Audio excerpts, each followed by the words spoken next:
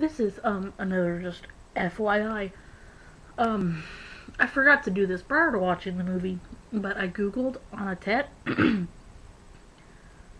She never existed, and that's okay. I was just curious. Okay, I take that back. She never existed on the first page of Google, and if it doesn't exist on the first page of Google, it doesn't exist. So,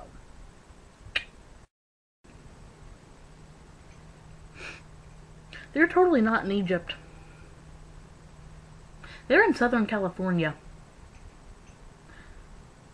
Which I'm pretty sure in all of history, even before the continents divided, that Egypt was nowhere near where Southern California is now.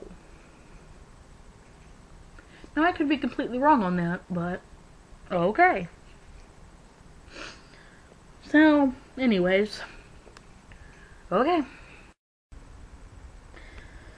And at about 26 minutes in, Anna Tet comes to life. And apparently glows. Okay. All because Molly, our linguistic specialist, said some translation thingy that was written on the wall in the non-hieroglyphic hieroglyphics. Now, haven't we seen enough B-horror movies to know don't read the inscriptions on the walls? Or better yet, just don't go near undead in general? Okay. So after we see a full glimpse of Anna Tet, she's Asian. This movie seems to have no concept of geography. Egyptians would not have been in Southern California, and Egyptian is not the same thing as Asian. And people don't have Australian accents in England, or England accents in Australia. I don't know what's up with that. Okay. On the bright side, 55 minutes and 18 seconds left, so at least we're a little less than an hour.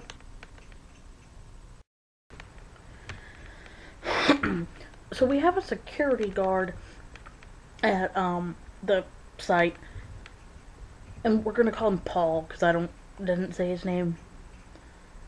Paul goes down into the tomb, doing his security guard duties, and senses a presence. It's Anna Tet, who's naked. I have two problems with this. One, Paul's response is, "You're naked." I'm not a guy, but that would probably not be my first response. And number two, Anna Tet was probably buried, if she was a priestess, with clothes on. Why is she brought back to life without clothes? Okay. So far, Anna Tet has 3 powers. One, she glows. Like that, remember that kid from Sky High that glowed? It's that, but it's orange instead of green. Her eyeballs shoot not really a flame, but they shoot like a light. I don't know. And her mouth shoots lightning bolts.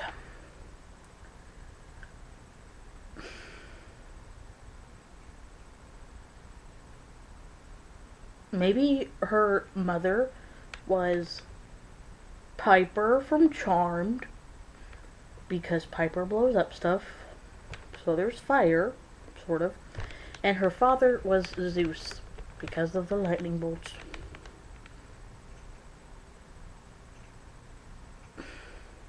Yeah, it's not supposed to make sense, because this movie doesn't make sense. And our body count is up to 2 in a matter of moments with the security guard and our professor, who really weren't that important, so it's okay to kill them off.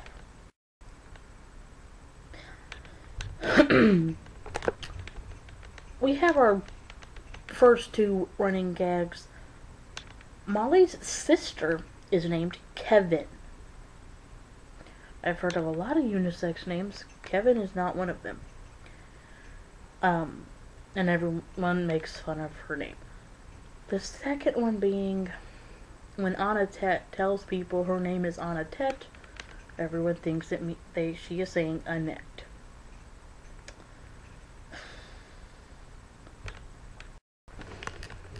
Okay. So aside from Annette/Annette being our main villain focus, we have Professor... can't pronounce his name because he's foreign. Professor can't pronounce his name because he's foreign. Realizes after Annette kills a random extra that it's Annette. So he swears his allegiance. But there's a thing called the Six, which I assume to be she's gonna raise 6 mummies from the dead. But she needs 6 young boy souls.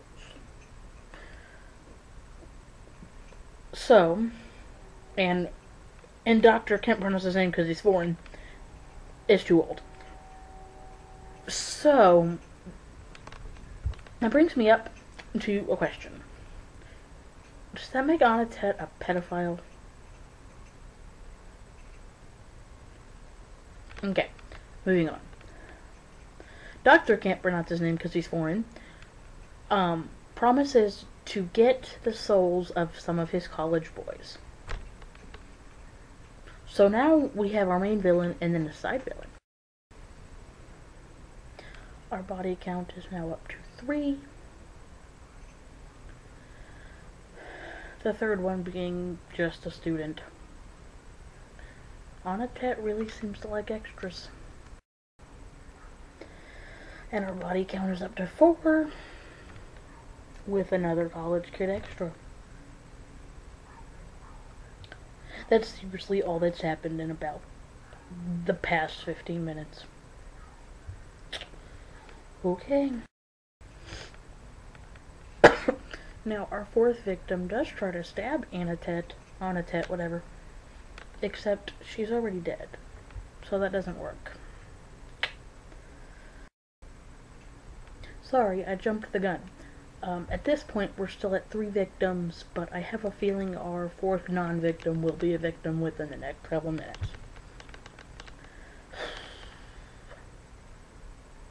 Okay. And this movie really just needs to stop while it's ahead. You know.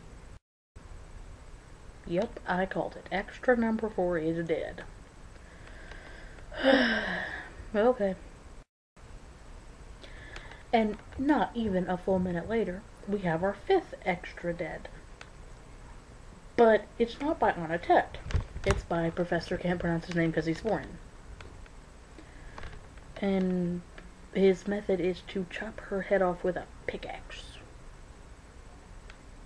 I mean it works, but okay, this isn't Toolbox Murders.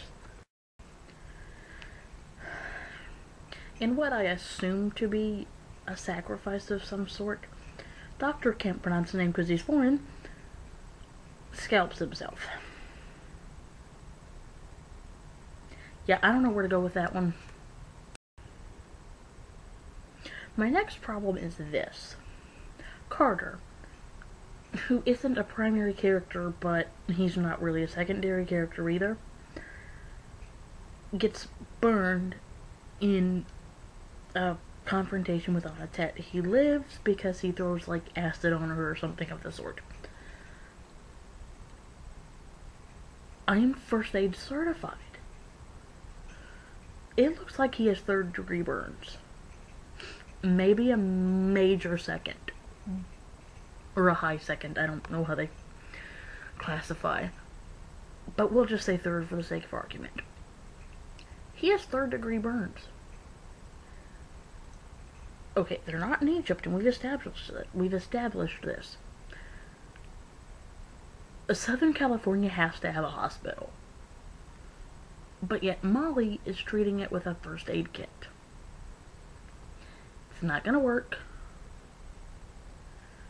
He's probably gonna die of blood poisoning. Probably not, but even Egypt would have to have a hospital if they were there. But, okay. Carter is probably enough of a primary character to not die because he has primary character syndrome. But at the same point, you could make your primary characters not idiots.